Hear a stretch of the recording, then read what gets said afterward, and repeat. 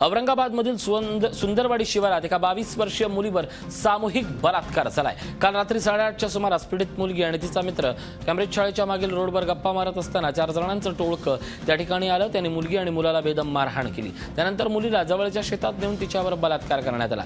चौघांची बलात्कार केल्याची फिर्याद मुलीने चिकलठाणा पोलीस ठाण्यात नोंदवली आहे। याबाबत गुन्हा दाखल झालाय। पोलीस आरोपीचा शोध घेत आहेत। ही मुलगी त्याच भागातील एका कंपनीत इंटर्नशिप करत असल्याची माहिती मिळते आहे। आमचे प्रतिनिधी विशाल करोळे आपल्या सोबत आहेत। विशाल, अतिशय धक्कादायक असा सगळा प्रकार आहे। सामूहिक बलात्काराचं प्रकरण घडलंय, काय सांगाल? या सगळ्या प्रकरणावर पोलीस काय म्हणतायत?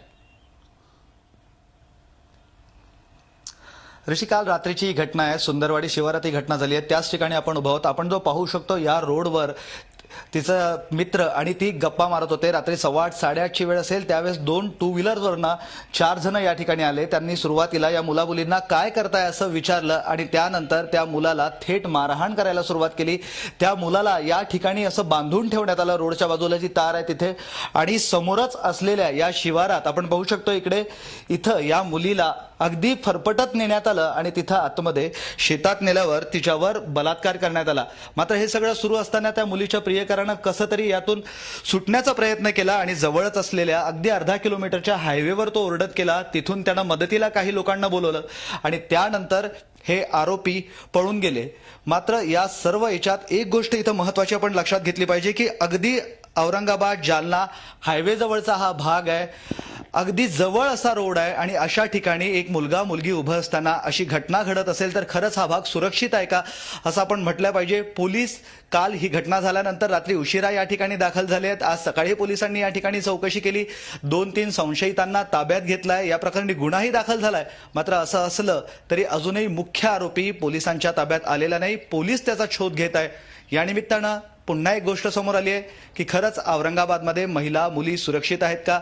नुकतंच काही दिवसांपूर्वी छेडछाडीला कंटाळून श्रुती कुलकर्णी या मुलीने आत्महत्या केली होती आणि त्यानंतर पुन्हा एकदा एका महाविद्यालयीन तरुणीवर औरंगाबादमध्ये सामूहिक बलात्कार झालाय। निश्चितच ते धक्कादायक म्हणावं लागेल। नक्कीच हे सगळं प्रकरण धक्कादायक आहे सर्वसामान्यांसाठी। मात्र पोलीस या सगळ्या प्रकरणाला धक्कादायक समजतात का हा प्रश्न आहे। कारण या निमित्तानं ज्या बाईक होत्या त्यांचे नंबर शोधणे किंवा आरोपींपर्यंत पोहोचणे या सगळ्यात पोलिसांचा आता या क्षणापर्यंत कितपत भूमिका आहे?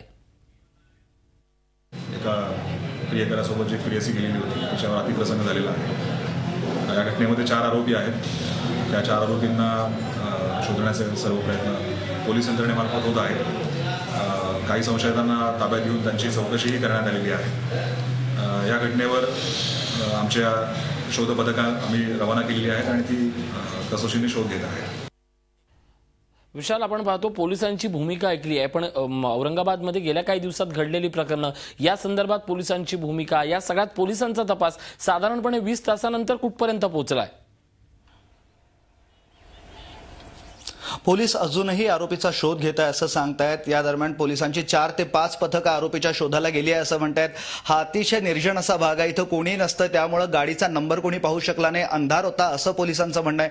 त्यामुळे फक्त पीडितेने दिलेल्या माहितीच्या आधारे पोलीस आरोपींचा शोध घेत आहे। 2 ते 3 संशयित या भागातील अटक करण्यात आले असं पोलीस सांगतायत। मात्र मुलगी सध्या हॉस्पिटलाइज आहे। ती कुणाची शिणाक करू शकत नाही। मुलालाही बेदम मारहाण करण्यात आली आहे, तो सुद्धा हॉस्पिटलाइज आहे। त्यामुळे पीडितांनी या आरोपींना ओळखल्यानंतरच पुढे काय करायचं हे ठरू शकेल। दरम्यान पोलीस अजूनही तपास सुरू आहे। आरोपींना लवकरात लवकर अटक करण्यात येईल असं सांगताय ऋषी। नक्कीच या सगळ्या संदर्भात पोलिसांनी आता स्वतःची तपास यंत्रणा राबवून त्या आरोपींपर्यंत पोहोचावं अशी आता मागणी सर्वसामान्य करत आहेत। धन्यवाद विशाल या महत्त्वाच्या माहितीबद्दल। झी 24 तास रहा एक पाऊल पुढे।